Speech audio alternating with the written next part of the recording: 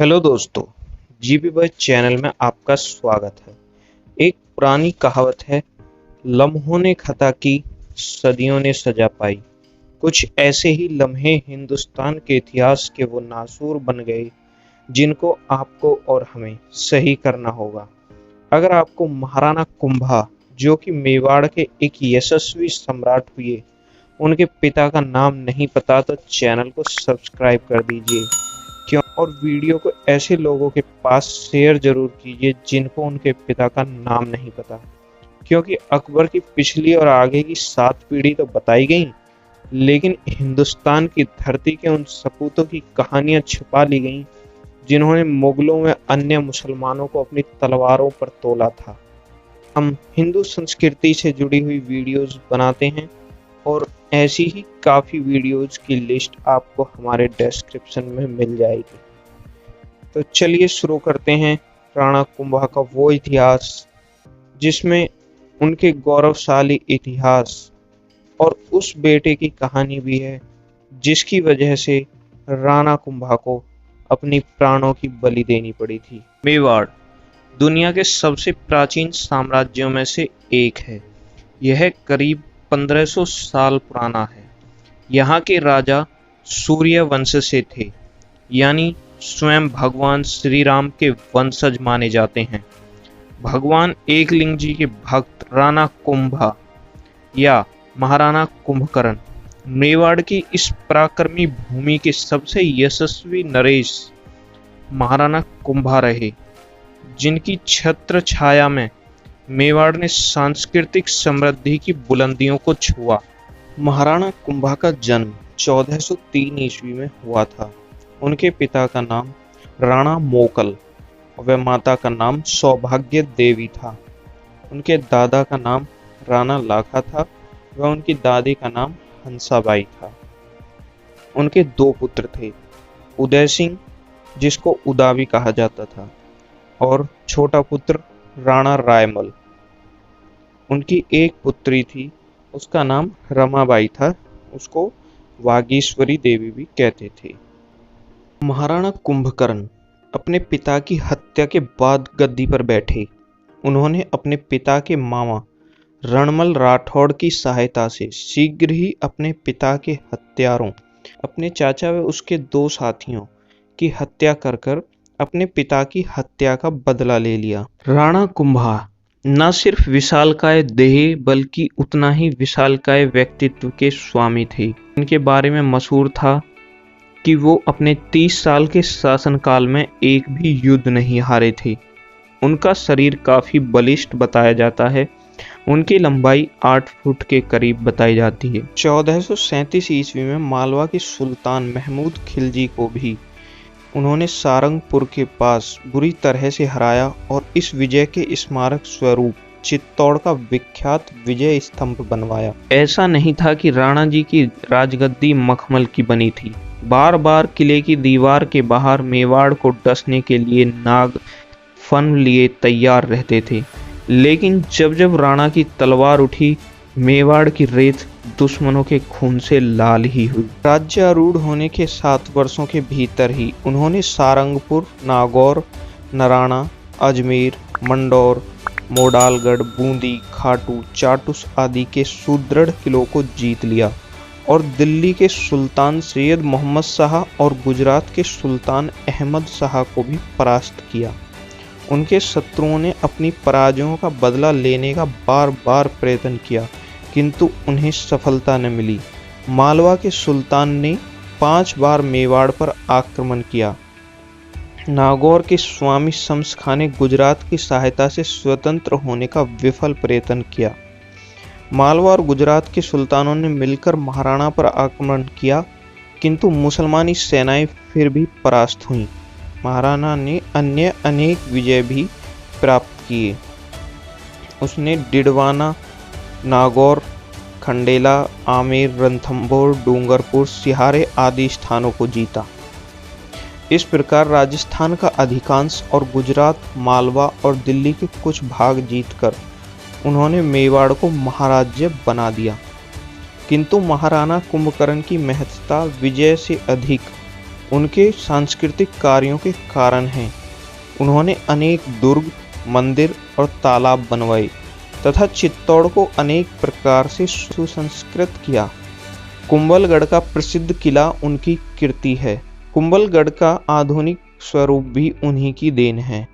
दुनिया की दूसरी सबसे लंबी दीवार भी इस किले के बाहर मौजूद है। उसका निर्माण भी राणा कुंभा ने ही करवाया था।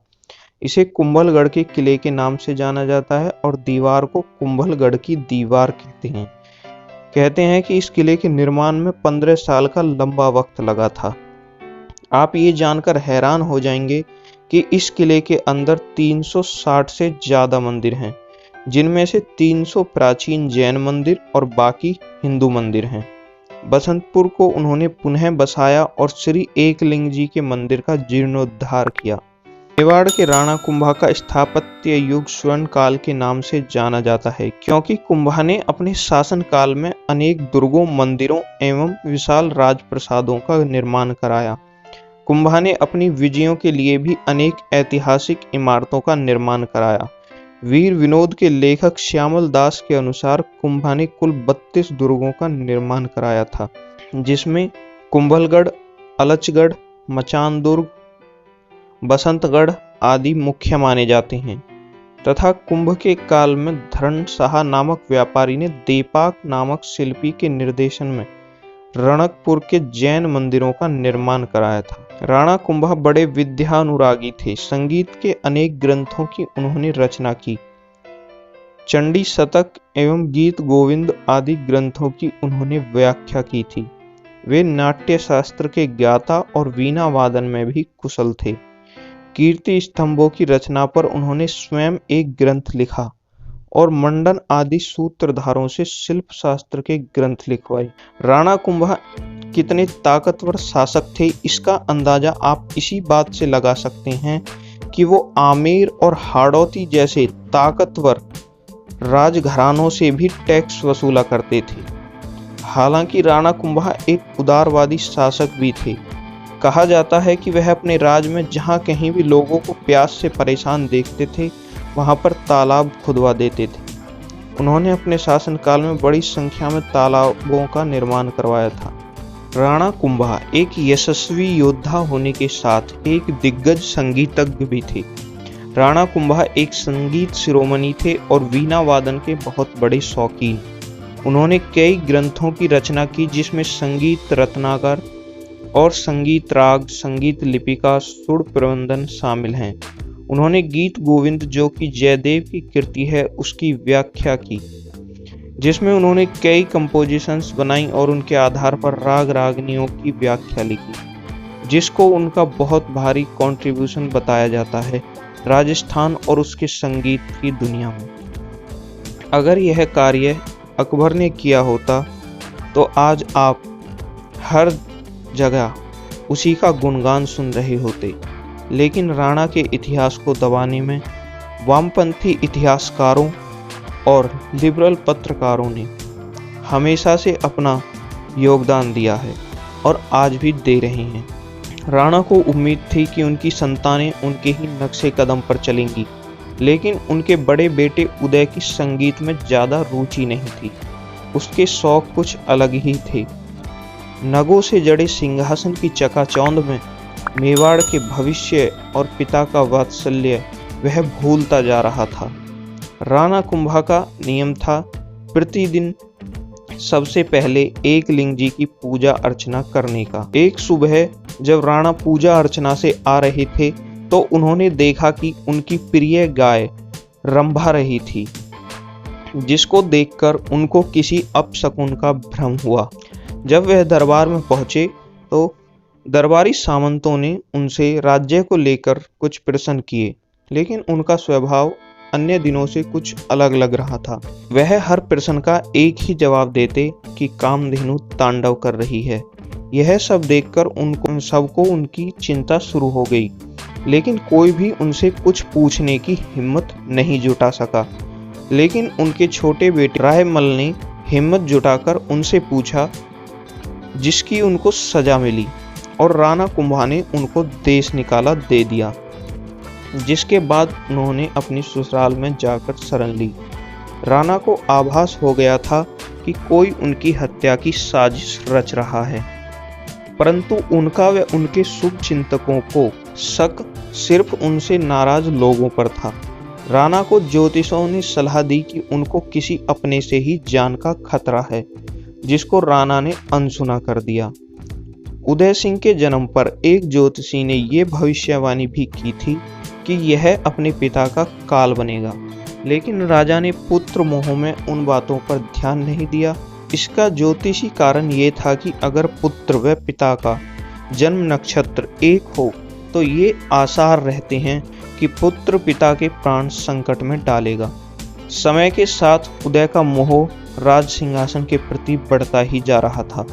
वह राणा बनने की लालसा में कुछ ज्यादा ही महत्वाकांक्षी हो गया था, क्योंकि राणा कुंभा की मृत्यु के बाद तो उसको ही राणा बनना था, लेकिन अब उस पर ये इंतजार सहा नहीं जा रहा था। एक रोज राणा कुंभा अपने प्रतिदिन के कार्यक्रम की तरह ही एक लिंग के मंदिर पहुंचे, जहां वे हर रोज की तरह एक लिंग की पूजा अर्चना कर रहे थे। वहीं उदा पहुंचा व राणा कुंभा की एक तलवार से गर्दन काटकर हत्या कर दी। उनकी हत्या के संदर्भ में कई कहानियां प्रचलित हैं, जैसे कि उदा ने उनको तालाब में धक्का देकर मारा। जिस राणा को दुनिया के एक से एक घातक आक्रांता नहीं हरा पाई, आज वह अपने ही रक्त के हाथों मारा गया। इसको मेवाड़ के इतिहास का ही नहीं, हिंदुस्तान का भी दुर्भाग्य कहना चाहिए, क्योंकि हिंदुस्तान की मिट्टी पर दूसरों की पाँव रखने की हिम्मत ही इसलिए हुई कि हमारे घरों में ही उदय और जयचंद जैसे न जाने कितने आस्तीन के सांप बैठे थे, और यह आस्तीन के सांप आज भी अपना फन उठाए हमेशा बैठे रहते हैं।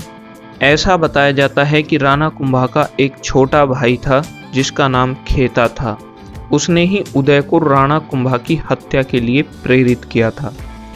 उदय का नाम आज भी राजस्थान में बड़े घृणा के साथ लिया जाता है, यहाँ तक कि लोग उसको हत्यारा उदय के नाम से भी बुलाते हैं। यहाँ तक कि राजघराने के लोगों ने भी इस अतीत को काला अध्याय बताया है मेवाड़ के इतिहास में, लेकिन उसकी मौत भी एक मिसाल बनी लोगों के लिए। उसने सिंहासन तो हत्या लिया और मंत्री व सामंतों को जागीरों का लालच देकर अपनी ओर कर लिया। जिस मेवाड़ की सीमाएं अपनी बाजुओं के दम पर बढ़ाई थी राणा ने, उसको दोनों हाथों से लुटाना शुरू कर दिया। सत्ता हासिल करने व उसको संभालने व व्यवस्थित ढंग से चलाने में फर्क होता है। जब रायमल को इस बात का पता चला कि उसके बड़े भाई ने पिता की हत्या कर दी है, तो उसने कुछ असंतुष्ट सामंतों व अन्य लोगों की सहायता से एक सेना तैयार की, जिसने उदय के ऊपर आक्रमण कर दिया और सत्ता का लालची उदय युद्ध हार गया। वह वहां से भागकर मांडू मालवा के सुल्तान के पास जाकर सहायता मांगी। वह अपना राज्य वापस दिलाने के लिए उससे विनती करने लगा। उस सुल्तान ने उसके सामने शर्त रखी कि वह अगर उससे अपनी लड़की की शादी करेगा तो उसको सहायता प्रदान की जाएगी। उदय ने हाँ कर दी। वह वहां से निकलकर ग्वालियर से कुछ दूर जंगलों में ही पहुंचा था कि खराब मौसम कहें या अपने पिता के हत्यारे को उस एकलिंगी के द्वारा सजा मिलनी कहें, जिनके दरबार में उसने अपने पिता की हत्या की थी। एक आकाशीय बिजली उसके ऊपर गिरी व उसने वहीं पर दम तोड़ दिया। अगर उदय समय के साथ चलता तो राणा उदय कहलाता, लेकिन उसने तो समय से तेज चलने की सोची और इसी ने उसके नाम के आगे हत्यारा उदय लगवा दिया। आपको हमारी ये वीडियो कैसी लगी हमें ज़रूर बताएं। वह हमारे चैनल को सब्सक्राइब करें व बेल आइकन को प्रेस करें। धन्यवाद।